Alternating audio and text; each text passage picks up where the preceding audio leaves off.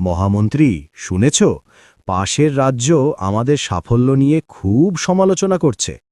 হ্যাঁ মহারাজ, গুপ্তচরের খবর ওরা নাকি আমাদের সাফল্যে হিংসায় জ্বলছে। আমাদের সাফল্যে তো কারো ক্ষতি হচ্ছে না, তবু এত জ্বালা কেন? মহারাজ, একটা ছোট গল্প বলি। হ্যাঁ, বলো গোপাল। অনেক দিন আগে এক গ্রাম ছিল যেখানে কোনো দিনই বিদ্যুৎ ছিল না। সবাই অন্ধকারেই থাকতে অভ্যস্ত ছিল। একদিন কি হলো, গ্রামের এক লোক শহর থেকে একটা হ্যারিকেন কিনে এনে জ্বালালো। অন্ধকারের মাঝে হঠাৎ এক বাড়িতে আলো জ্বলতে দেখে গ্রামবাসীরা অবাক হয়ে বলল, আরে, ওর বাড়িতে আলো জ্বলে কেন? তারপর শুরু হলো হিংসা। লোকটার বিরুদ্ধে কথা, অভিযোগ, ফিসফাস। এতদিন সবার বাড়িতে অন্ধকার ছিল, তখন কারো কোনো সমস্যা ছিল না। সমস্যা হলো তখনই যখন একজনের ঘরে আলো জ্বলে উঠল। অথচ চাইলেই সবাই নিজেও হ্যারিকেন কিনতে পারত, কেউ তো বাধা দেয়নি।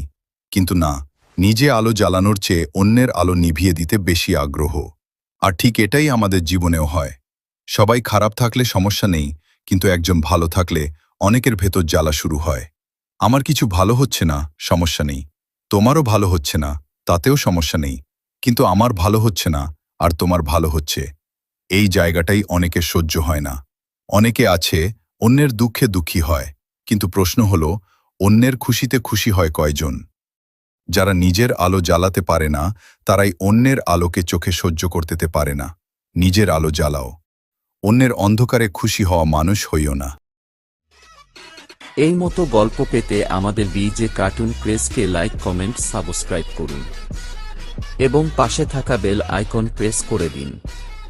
ধন্যবাদ।